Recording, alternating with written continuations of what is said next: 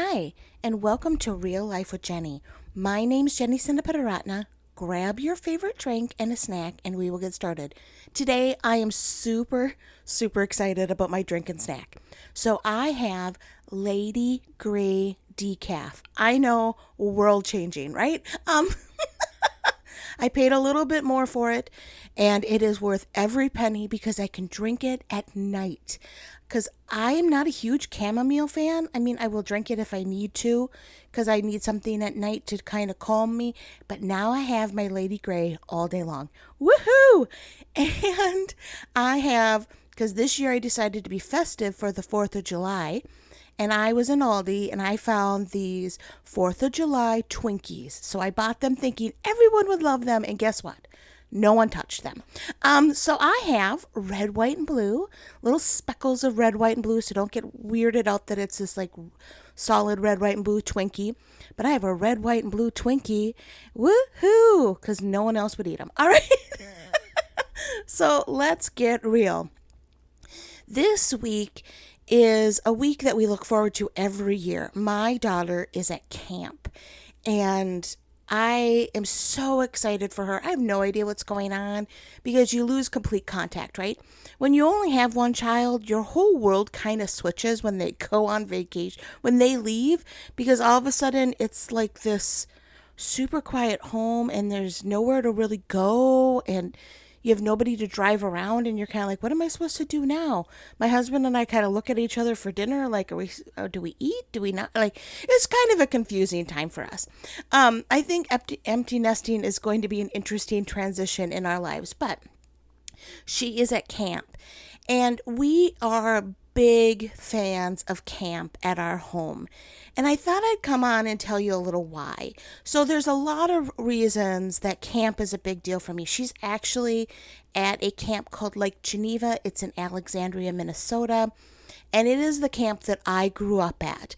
In fact, I started going, I believe it was going into 3rd grade that summer, and I went every single summer until I was graduated from high school. And some summers I even went twice. I got to go and be part of in kids ministry, got to be part of the puppet team, got to be part of the ministry team in front.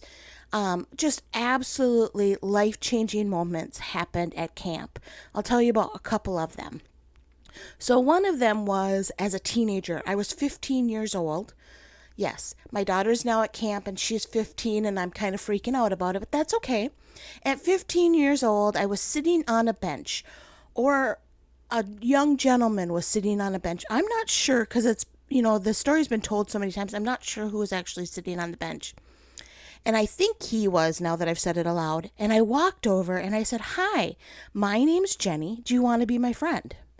The oddest thing I've probably ever said, because that's not really my personality, although it is, because I'm kind of weird and awkward. And he was like, "Sure." I'm like, "Okay, let's sit together tonight at church." And we talked a little and struck up a friendship. And now, many years later, actually 30 years later, he is now my husband. And so it's where I met Kevin, was at camp, and we formed a really good friendship, and it evolved around Jesus. And that has been such a huge cornerstone for our lives. Camp is a place that you go and you get away. And as adults, we don't get to go to camp. I mean, some of you camp, which is really great. We did that once. Before my daughter was born, we drove down to Iowa because we thought it would be warmer. When you live in Minnesota, you're like, oh, we'll go a couple hours south and maybe it'll be warmer. We did not drive far enough. Anyway, we got there and we drove down and we decided to tent, which now that you've listened to me for a while, you know that's not a good plan. Neither of us are tenters. We are not sleep on the ground kind of people, cook on a campfire. Like, none of that really works for us. I think we thought we were going to die in the middle of the night. We might have stayed one night and we drove home. We're like, you know what? We have this I think we had it for like 3 or 4 days. And we just said, not worth it. We are out of here. And we came home. We did not spend more time in a tent. It is just not who we are. So the next year, because we are, at this point where it's early in marriage, we do not have a lot of money, but we understand the idea of getting away. So we drove about an hour north of where we live and we rented a campsite. Yes, we rented a campsite, and yeah, we knew we weren't going to sleep there. We knew we were not going to pitch a tent because, first of all, us pitching a tent is quite comical. If you've ever watched comedy shows on how to pitch tents and how to camp out, that is Kevin and I. It's just not our gift. And so we did rent a tent set, a whole site, and we had all this fun stuff to burn. We made a campfire and we sat there all day and we had a campfire. I think we might have even roasted hot dogs. I'm not 100% sure that I didn't bring sandwiches because I'm like, I'm not cooking over one of these things again. And we finished up, it got kind of dark. We stayed there for a while till the bugs got gross, got in our car, drove to a hotel, and stayed overnight in the hotel. That is our idea of camping. We just sat at a campfire for a couple hours, and then we left and went into a hotel room. So we're not much of a camping, so if you're a camping family, good for you. That's fabulous. My idea of camping is going to camp, which where my daughter is, where they feed you, you're inside, and there's time with Jesus. But it is amazing to me that there are life-changing moments that happen at camp. Not only meeting my husband, but there's been times where God has spoken to me and called me into different things. It's actually a couple years later, not that camp when I was 15, but a couple years later, God told me I would marry Kevin. And he did not tell Kevin that. Which is another long story. But I knew that God had called me to marry Kevin and be his wife as a pastor's wife, and that would be life-changing. And for me it was, because I was planning on really being a missionary and being overseas. That's something that was my heart's cry, to be a missionary and be overseas. And so to marry Kevin, I knew he wasn't going to go overseas. I knew that was part of something that he was like, I really don't want to do that, because we were really great friends at that point. I'm not sure we were even dating when God told me that. But there have been moments and times when I've been at the specific camp that Sam's at, or other camps, where God has come down and spoken to me, where we've seen miracles happen and lives changed. And I started processing that because that's where my daughter is right now, right? So you're praying for her, and you're praying for friendships, and you're praying for her to meet with Jesus, and for her to be having fun and be safe and not do anything crazy. She is 15, you never know. And so you're praying through that, and you're like, but Lord, what about me? And today I was praying through what to talk about during this podcast. And I was like, camp. And I'm like, not everybody went to camp as a kid. Some people went to camps with their horses. I have several friends that's what they did. They'd go horseback riding every day. And I was like, that is so cool.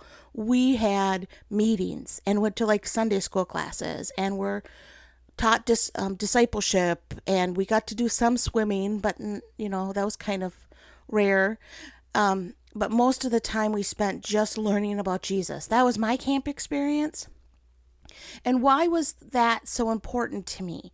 And why is it important to me to have Sam do it? And really, for me, it has been an important thing to remember, because as adults, we don't go to camp. I mean, some people go to family camp here. Woot, way to go. Still too much of a roughing it situation for Kevin and I. We've never done it. I think everyone we know seems to have at least tried family camp, and we're like, yeah, we're good. Remember us? We're the ones that make the campfire and then go into the hotel room. That's us, right? We like our luxury, and that is a nice bed and air conditioning. All right. But the thing that camp does for you is it slows you down, and it takes you out of your norm. And vacations can do that too, although I really feel like vacations, the way we do vacations aren't really a vacation, because it's not, you really just tend to go, go, go, go, go. There aren't a lot of times that you stop everything and focus on relationships and your relationship with God. And that is why camp is so powerful, because the camps that I'm talking about are times that all you have are your friends and your relationship with God. That's all that you have to focus on. And so often in life, we get so caught up in everything going on around us, even on a vacay, that we are, going to see this thing and that thing, and we need to get to the beach, and we need to remember the sunscreen, and remember, all these pieces. And even once you get to the beach, you have a book to read, and you're watching children run around, make sure no one drowns. It's like a whole thing. We don't take the time anymore and set it aside for an entire week and focus just on your relationship with other people and Jesus. And I don't know how to fix that in my own life because honestly, I don't want to I know a lot of friends that are really great at those silent retreats. Okay, just imagine Jenny on a silent retreat. Okay, that was enough silence for me. Let's move on. It's just not something that I feel super comfortable doing. It sounds really great in theory because it sounds like a couple days of just sleeping, but I would go stir crazy because that it would just drive me crazy. But how do you stop and find time for yourself and your relationship with other people and your relationship with God? My thought, one moment at a time. One stolen moment at a time. My husband talks about that all the time when it comes to prayer. That we have set times that we set aside and we pray and we do our devotions and we read the Bible. And then we have stolen moments where we, just pray and set some time aside. And when it comes to rest and relaxation, I feel like there are set aside times. But do you really rest on those times? Is that really a restful time for you, or are you just not doing work? So to set some time aside and steal moments is what I'm saying.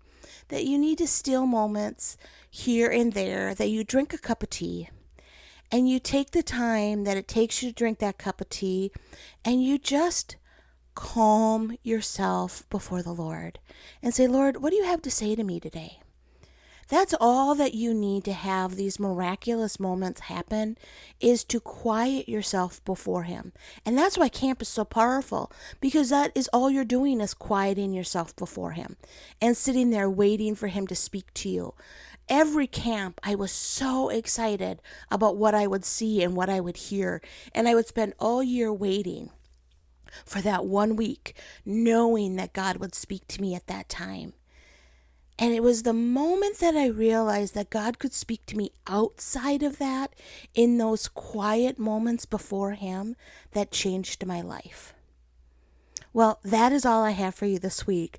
I pray that you find and steal some quiet moments, whether it is drinking a cup of tea, sitting out by a lake, taking a walk, whatever you need to do to steal some quiet moments with you and God, and just calm yourself.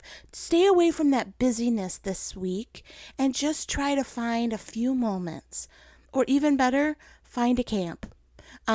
Don't invite me because I don't want to go camping with you. But, God, you're unique, and God will speak to you in unique ways on how to find rest in Him this week.